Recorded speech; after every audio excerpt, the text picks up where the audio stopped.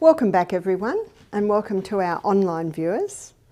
And the topic of this lecture is a continuation of DNA and the true cause of disease. In our last lecture we had a look at how you really can't blame the genes, because even though genetics may load the gun, it is lifestyle that pulls the trigger. And I think you'll agree with me, many are sick through ignorance, not realising what they're doing and how it's actually feeding those negative genes.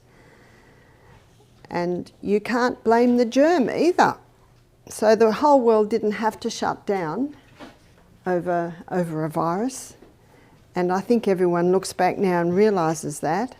And the procedures they put in place to stop the spread actually haven't, have you noticed, and even been part of spreading it more. And did you know that the virus is something like 1 micron, and the holes in the masks are about 5 microns, which means it can get through the mask. And when you're wearing a mask, what are you breathing in? Your own waste. I'm the master of my destiny, and God gave me, it's a God-given right that I choose what I do, what I put into my body. And because God's government is a government of freedom, any government that comes in with mandates to restrict your movements or to restrict your right to go or do what you want to do, be very concerned. It's time for humanity to stand up and protest. What I'd like to look now is I'd like to go a little bit further with the role of microorganisms in disease. When I was a little girl, I used to get bronchitis every year. I realise now I had a dairy allergy. I'm a 5th generation Australian, Scottish descent. So I don't think dairy was in my heritage, because I can't handle it, my siblings can't handle it. If someone was born in a dairy family and they've been doing dairy for 5 generations, they can usually handle it quite well. They can drink a glass of raw milk and do very well on it, but I'm afraid I cannot. But I also notice what I said, a glass of raw organic milk. There's a big difference between raw organic milk and what you buy in the supermarket. Did you know that if you give a newborn calf the milk in the supermarket, that calf will die? Because it's so different from the milk that comes out of the cow. I now know that I got bronchitis every year because of my intolerance to dairy. I didn't know that back then, and my parents didn't know that back then. My mother would take me to the doctor, and the doctor would give me this cherry flavoured medicine, and I would take it a couple of times a day for a week, and I'd be well. Isn't that what we're taught? Germ makes you sick, take an antibiotic which will kill the germ and it will make you well. You know, the research is now showing, in fact I was reading of one research that was done, 100 people got the flu, 50 took antibiotics, 50 didn't, and they all got better. Because there's a time factor, and that's often what we don't give it. And if someone says to me, I've had a cold for 2 weeks, I'm still coughing, I said, yeah, you usually will. Have you noticed that? You'll cough. You often cough for a couple of weeks, because you know what a cold is, it's a house clean. And it was in the 1940s that the Common Cold Research Unit was set up in Salisbury, London, in England, to find the cause and the cure of the common cold. After about 40 years, they closed down in disgrace because of total inability to find the cause and the cure of the common cold, because they never will, because it's a house clean. And that's what often these guys come in to do. They come in to clean up the house. So if you can keep the house clean, there's actually no need for these to do much. And if you notice when you've got a cold, you're blowing your nose a lot. What's all that? That's waste. Waste coming out. And when you cough over those yellow lumps, rejoice, where was it before you coughed it up? It's actually cleaning up the house. It's part of the cycle of life. So what did the doctor give me? He gave me antibiotics. What's an antibiotic? Let's have an assessment of what it is. Anti means against. Biotic means life. And as living organisms, we have to get away from the kill mentality. because anything that has the ability to kill a small organism has the potential to kill a large. And what are we? We're the large.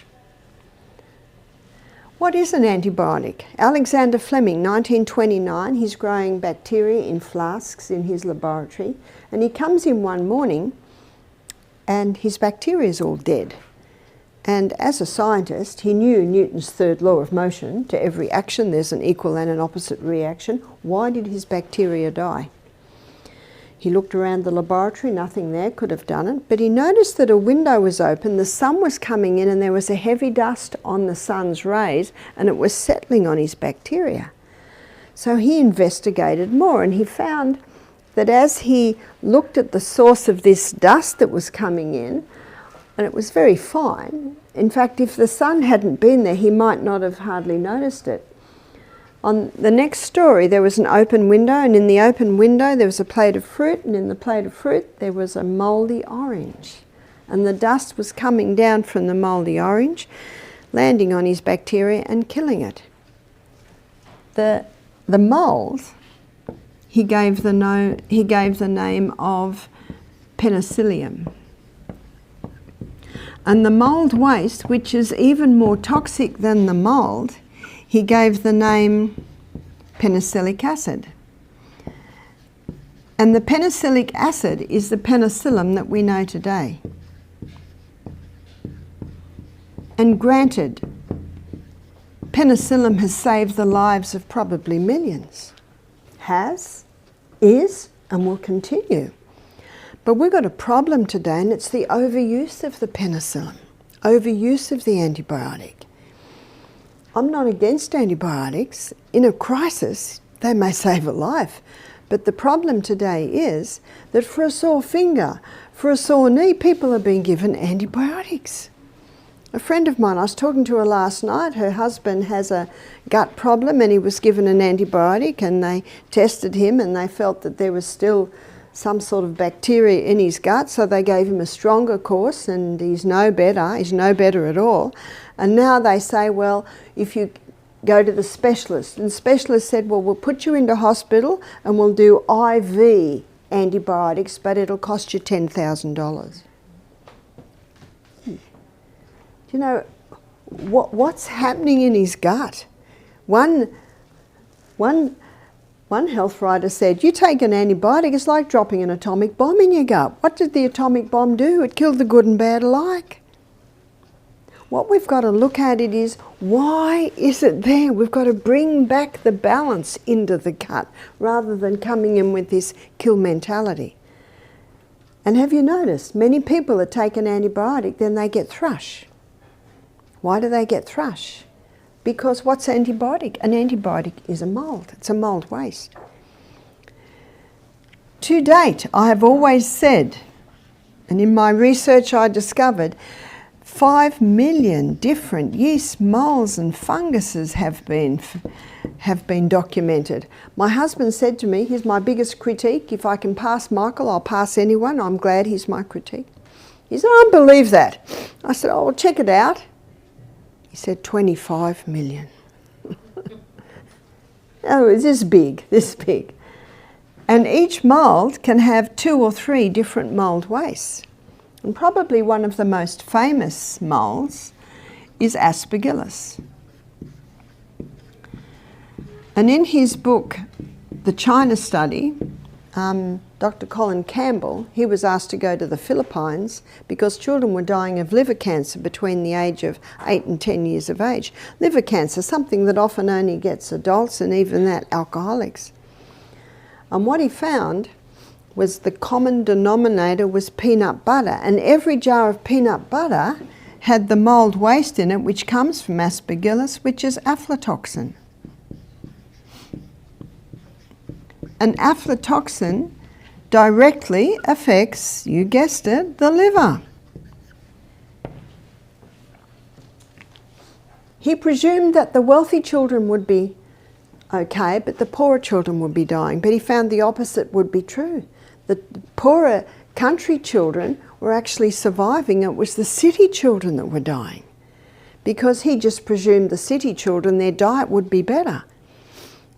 Well, the country children, they're eating vegetables, they're eating maybe some local fish, maybe a little bit of soy, but the city children, they were eating what Time magazine coined as the meat sweet diet. High meat, high dairy, high sugar, high refined. They were the ones that were dying. And Colin Campbell scratched his head because in med school he was taught you need meat for protein and you need milk for calcium. That, unfortunately, that's about all that they are taught. And so this surprised him. As the years went by, he started to do his own research. And he did it on a lot of rats. You see, rats have the same gastrointestinal tract as humans, but they only live 2 years, whereas humans live, 70, 80 years. So what you can see what would happen to a human in 80 years in a rat in 2 years. So what he did was he injected 20 rats with aflatoxin. 10 of the rats he gave 20% animal protein, 10 of the rats 5% animal protein. At the end of 2 years, every rat on the 20% animal protein was dying or already dead from liver cancer. But the 5% animal protein, there was no cancer. And he said that he could switch it around after 1 year. So after 1 year, he switched it. Stopped the 20% animal protein and gave them 5% animal protein, and then the other way around. After 1 year, the 5% animal protein didn't have cancer, but as soon as they went to 20% animal protein, the cancer rose up. And when they stopped the 20% and went to 5%, the cancer stopped growing. Isn't that incredible? It actually shows exactly what Antoine Beauchamp was saying. Disease is born innocent of us. So what we're eating and what we're drinking is having an effect on our cells, having an effect on disease in our body. I also have a book at home called Mycotoxins, and it was put out by the Agricultural Department in Australia, and it's looking at mycotoxins. You see, mould waste, the medical term for mould waste, is a mycotoxin. Myco means mould, fungus. Toxin, of course, is a poison. And it shows there that every year it goes into billions of dollars, the loss in agriculture and also livestock from mould. And they were showing that they had this grain that was mouldy, not even pigs would eat it. They covered it with molasses, the pigs still would not even eat it. And yet pigs are seen as will eat anything.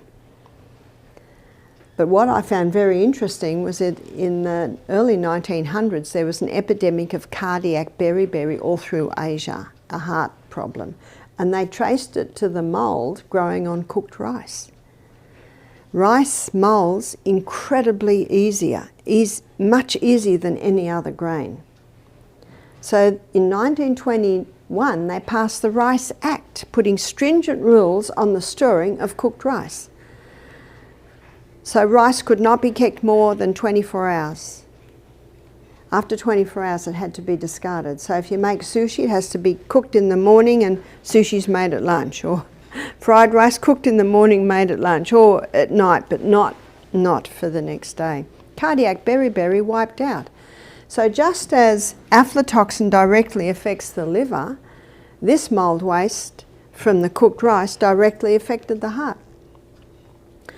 And I had a pathologist, we had a few pathologists do our program, and one guy said when he was in university, they found the two things that always tested positive for mould was peanuts and cooked rice.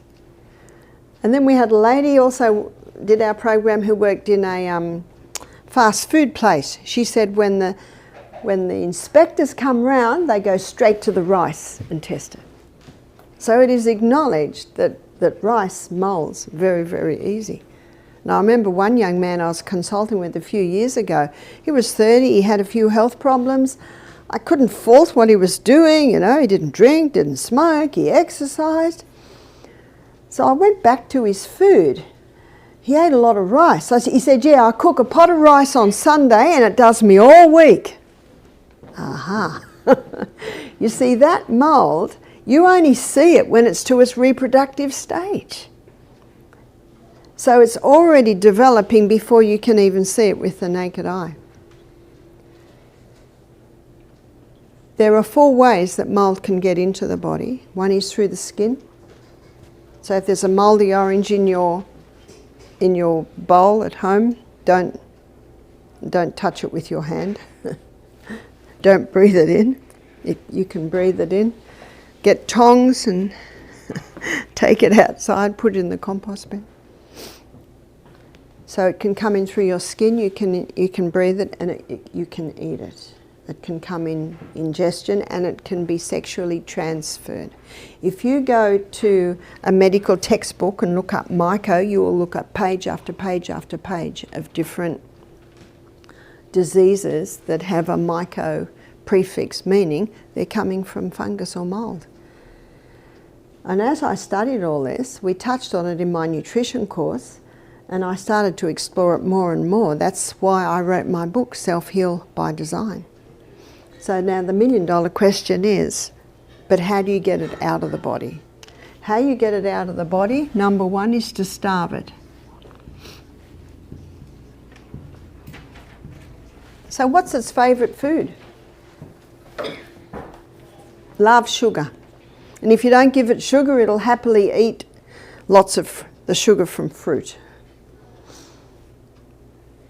And loves yeast too.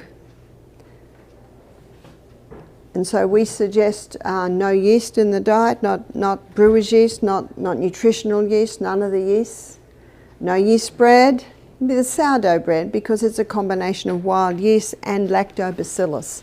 It's the same combination that you see in your gut. Traditionally, all bread was the sourdough method because it basically pre-digests the grain. So you starve the fungus.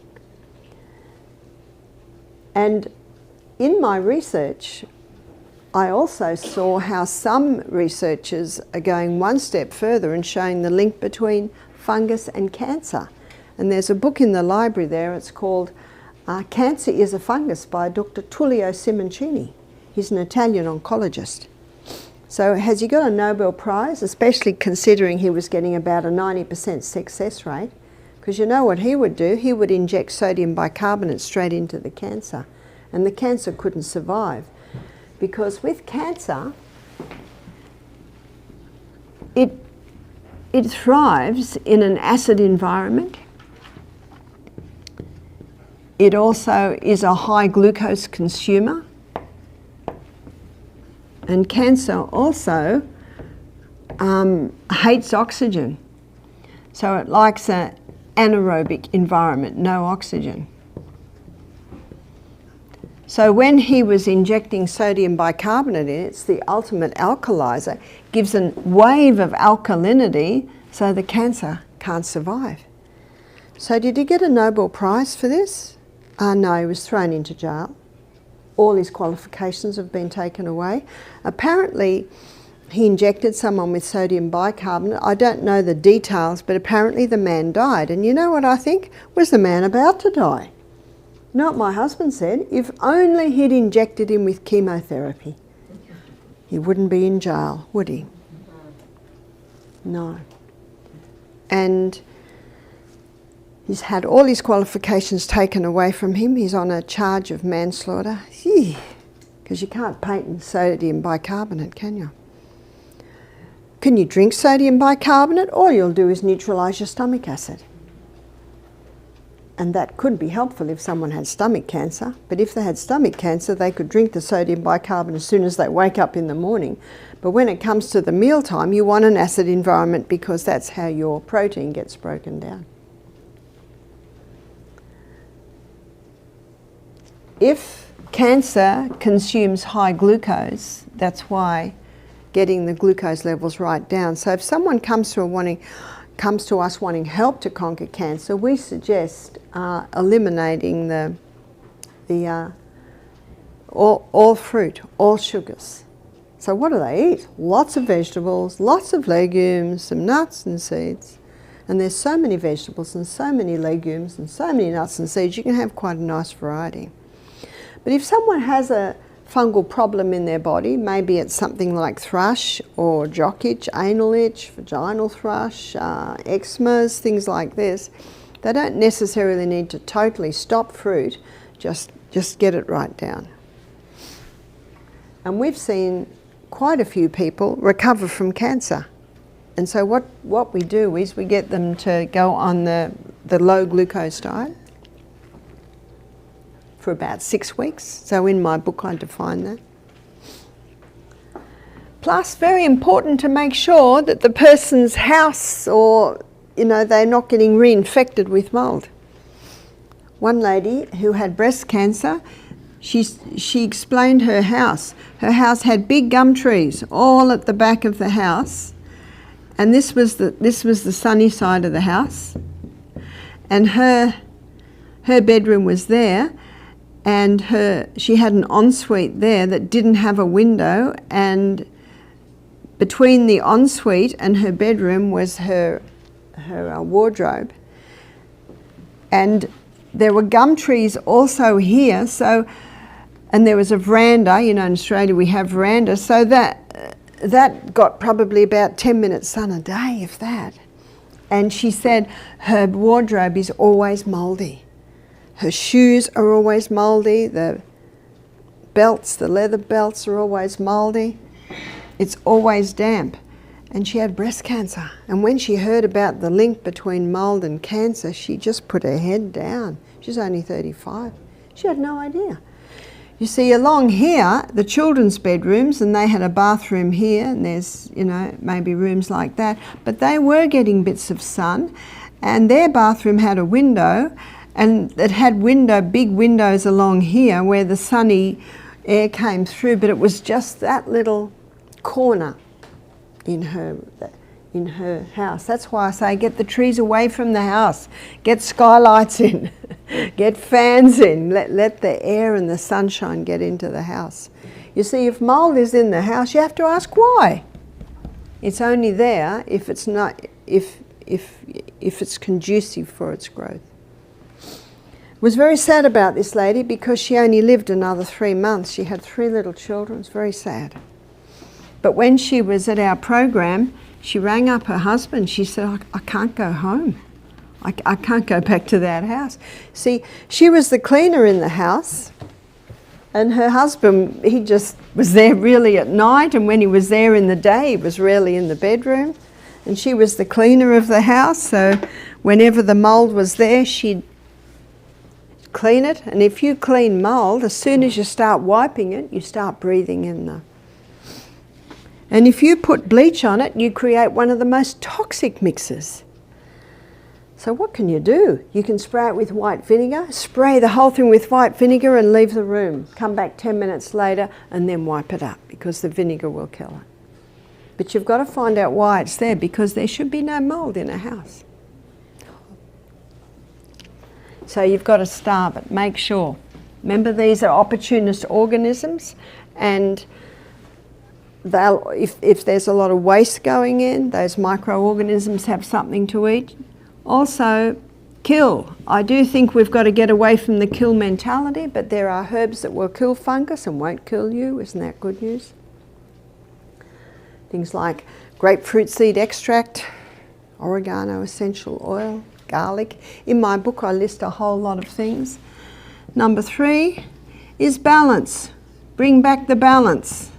Early this morning, one of your first drinks was Lactobacillus acidophilus, bifidobacterium powder, coming down into the gut to restore the balance in the gut. Our body runs according to precision balance. Alkalize. Every juice that you will get over the next 2 days is alkalizing. And you'll notice that a lot of the drinks are a green colour or a red colour or an orange colour. So they're all the beta-carotenes. We'll look at that a bit more tomorrow. All alkalizing drinks. The only part of your body that should be acid is your stomach. Everything else should be alkaline. But body's waste is acid. And tomorrow morning I will be going into detail in what's happening with your liver tomorrow morning as you go through this detox. So that's a very simple little technique that you can use to get the yeast out of your body and bring back the balance. But what I'd like to look at now is I'd like to look at, as you go through the detox, how you can encourage or enhance the waste coming out of your body. And there are 4 organs of elimination. And one organ, the largest organ, actually is the skin. And we don't think of the skin as an organ of elimination, but it isn't an organ of elimination. And the skin has certain needs for it to be effective organ of elimination. And one of the needs that the skin requires is to breathe. So please check that everything that's touching your skin is going to allow your skin to breathe. So ideally only natural fibre against your skin. Bamboo, a lot of things are made out of bamboo today, that's viscose. And there, ladies and gents, there's a brand called Booty, and they have a lot of underwear, sports bras, they have singlets, I think you call them undershirts, leggings. In fact, I think the leggings I have on today are Booty, and they're made out of bamboo. So they'll be about 98% viscose, which is bamboo, and about 10%, I think 2% elastine. That helps it to be stretchy. So be careful what's touching your skin. And the 3 fabrics that were made in a chemical laboratory are acrylic and nylon and polyester.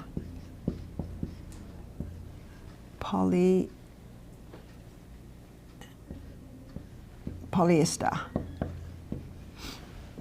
So you have a look in a lot of shops today, and a lot of fabric, a lot of clothes are made out of these. And a lot of ladies like them because they don't have to iron. But there are 3 that are made out of wood pulp that you might not be aware. One's viscose, that's specifically bamboo. Another is rayon, that's made out of wood pulp.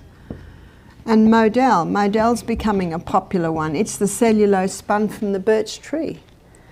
So these are considered natural fabrics because they're made out of wood. It is true that a chemical is used to soften them because it's lovely soft material. It's like the polyester, but when you wear it, you don't get sticky and sweaty because it breathes. So all you have to do is wash them and hang them on the clothesline. I hope you have a clothesline. We have clotheslines. Do you know I've never owned a dryer? I just hang my clothes out on the line. That's what we do in Australia. The sun purifies. Very good to put your clothes out in the sunshine. Even if you buy cotton, you still have to wash it and put it in the sun for the day because it's one of the most sprayed crops, especially in Australia. So they're made out of natural fibre. So be careful what's touching your skin because your skin absorbs, your skin breathes, and your skin throws off waste. What your skin also needs in regard to breathing is to make sure that the creams you put on your skin have no chemicals in them, because we're trying to detox from chemicals, don't want any more going in. If you find that your moisturiser has got some nasty names in it, and it's easy now, if you don't know what it is, just Google it. Have a look at the name and it'll tell you. And if you find out your moisturiser has got some nasty things in it, we've got lots of coconut oil. Coconut oil on the skin might feel a bit sticky, but within about 5 minutes you'll find it soaked through. Your skin also needs to throw off waste, and it uses water to throw off the waste. So we ask that you please ensure that you keep well hydrated. So that's at least 8 glasses of water a day. Start early. This is what I do. Have half a glass when I wake up, Go to the bathroom, have another half glass, get dressed, have another half glass, pray, have another half glass, read my Bible, have another half glass, run up and down hills. Go. So you spread it out. And if you have that little bit of salt before every glass of water, it helps to get the water inside the cell. The more you perspire, the more salt that you need. And the salt that we use is Himalayan salt. That's the pink salt, but the best one is the Celtic salt. A lot of people don't like it because it's wet, but it's wet because of the magnesiums. It has 3 magnesiums in it. And it's magnesium particularly that will get the water into the cell. So make sure you're having water in and out. If you have a glass of water between every juice, you'll easily make up your 8 glasses in a day.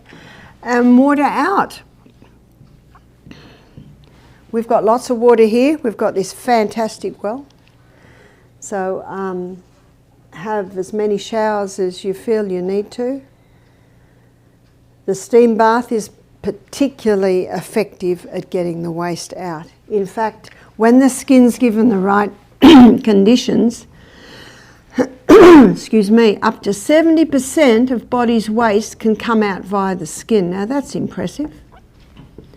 And I think it's one of the easiest ways to get rid of the waste is via the skin.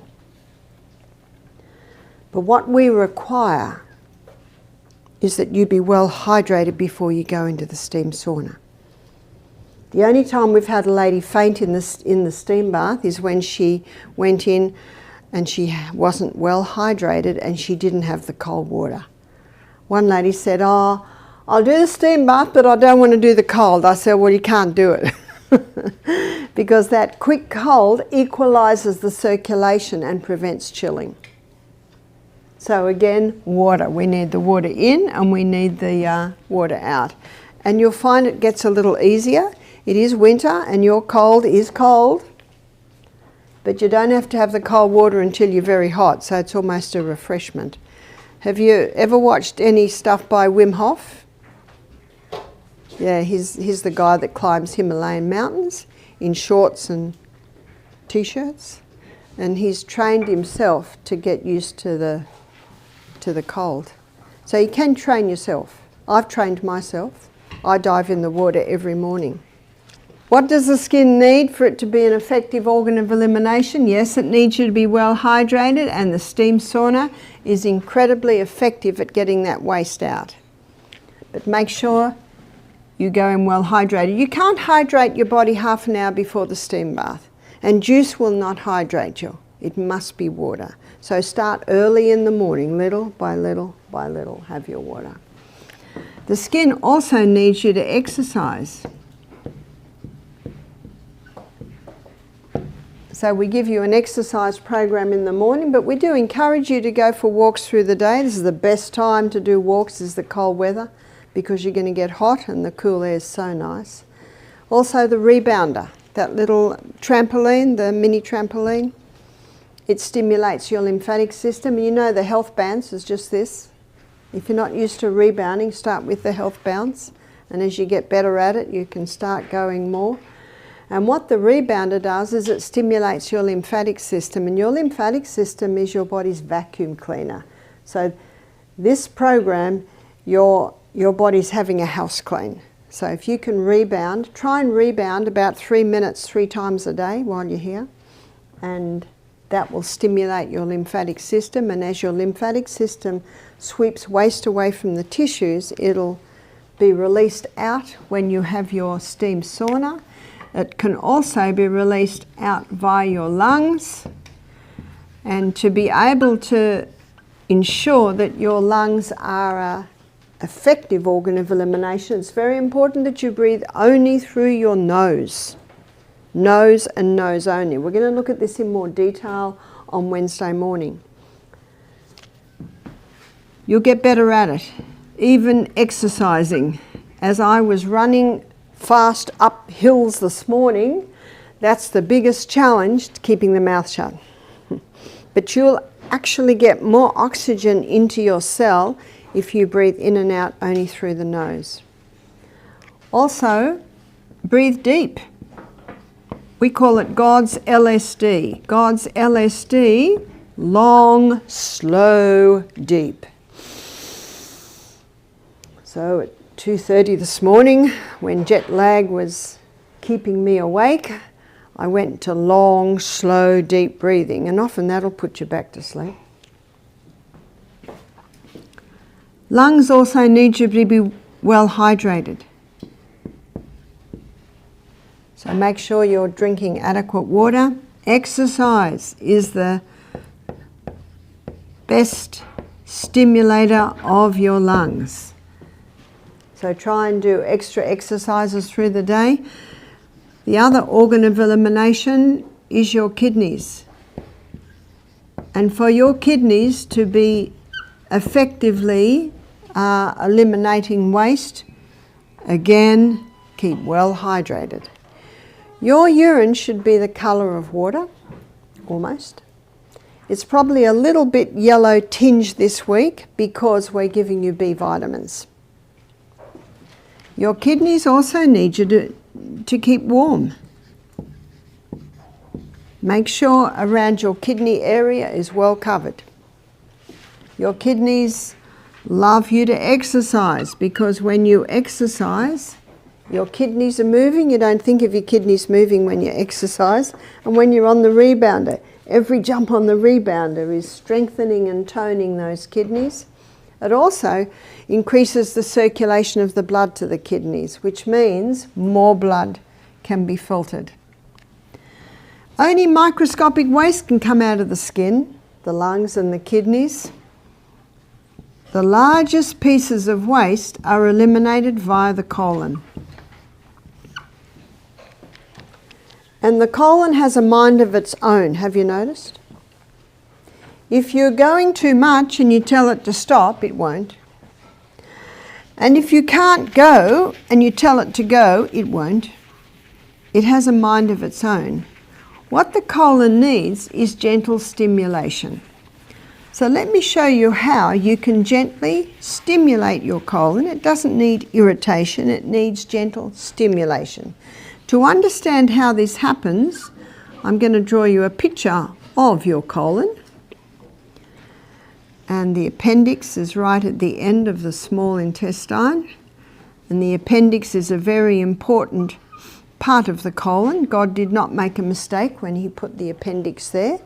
The appendix lubricates the colon, and it also releases antibacterial fluid, so that if what's coming out of here is toxic, then the antibacterial fluid from the appendix can calm it down. So please hold on to your appendix if possible. What happens if it's been taken away? I'm terribly sorry that it was taken away. But the good news is that we have a body that has an inbuilt ability to adapt and adjust. Isn't that good news? But ideally you hold on to your appendix. So your colon needs gentle stimulation. So let's have a look at what stimulates the colon. Fibre stimulates the colon. And that's why fibre is so important for us to eat. And all your plant food has fibre. If you're eating a plant-based diet, you've got lots of fibre. If you're eating a lot of meat, you haven't got much fibre at all, because meat does not have fibre. Also, refined foods don't have fibre. So this is your whites, your white rices, your white breads. All of those have no fibre. I was reading in a newspaper when I was in the US a few years ago that colorectal cancer was the number 2 killer in America. This is in a nation of a lot of people who aren't eating enough fibre. Dr. Kellogg said 2 intakes of food a day should equal 2 evacuations. 3 intakes of food a day should equal 3 evacuations a day. He claims that if a person's eating 3 meals a day and only having 1 evacuation, they're constipated. And yet many people think that going once a day, eating 3 is they're not. So make sure you have plenty of fibre. We're not giving you any fibre for 2.5 days, and so we offer you herbs. And these herbs come in a mix. We call it the colon tea mix. Some people need it, some people don't. Some people need half a cup, some people need 1/4 of a cup, some people need 1 cup. We had one lady, she needed 3 cups a day. So I'm not sure how much you will need. You're the doctor there. So if you don't have an evacuation by the middle of the day today, please go and see the staff and they'll give you a little more. So we're waiting to hear from you because everybody is different. The colon also needs us to be drinking adequate water. One of the main functions of the colon is to take water out so stools are formed. If a person's dehydrated, more water gets taken out than should be taken out, and the result can be rabbit pellets, cement, thus constipation. What also stimulates the colon is laughter. Proverbs 17:22 says, "A merry heart doeth good like a medicine, but a broken spirit dries up the bones." I'd like to suggest that a broken spirit can dry up the colon too. So it's important to relax and laugh. Happiness is a choice. One of the things, you've met our twins. Can you tell them apart yet? I'm having trouble still. But have you noticed that they're always smiling? And you've met Josh, who's always cracking jokes and making everyone laugh. So the laughter is very important. And exercise is important. When you exercise, you're exercising the colon. The colon moves with exercise. It increases circulation of the blood to the colon. But what's also important is position. When I was in many Asian countries, in fact I was in Africa last year, and I went to the toilet there and it was a hole in the ground. Well, it's tiled, it's all flush, but there's a hole. And I saw the same thing in Singapore, and I saw the same thing in India. Many countries, traditionally, people would squat. And they have discovered that squatting does something inside the colon. Let me show you. So let's draw the throne. This is the throne, and here's someone sitting doing their daily evacuation. And when a person sits on the throne doing their daily evacuation, this little muscle, it's called puborectalis. This little muscle holds up the last part of the colon, and we're very glad it does, because if you need to go and the plane's about to land, you can't. Or you're in the traffic jam. I'm so glad that we have the ability to hold, because sometimes you can't, and you just can't. And that little muscle there aids us to be able to hold it back. The problem is that people use that little muscle when they really shouldn't. They're watching something on the television and they don't want to stop, or they're digging a garden and they don't want to stop, or they're writing an email and they don't want to stop. It's very important to, when the body says go, we should go. And have you noticed, if you're doing something and you feel to go but you don't, have you noticed that half an hour later you go and you can't go? Because when you feel to go, this fills up here. And if you don't go, the body can't leave it there, because it'll put so much pressure, it'll weaken your anal sphincter, which you don't want weak, and so the body takes it back into the last part. And that's why half an hour later when you sit, you can't go, because it's actually gone back into the previous part of the colon, and yet what's still happening is the water's still taking out. It's not the odd day you might use that, or the odd day you don't. It's what you do every day that makes it. So what happens when you squat?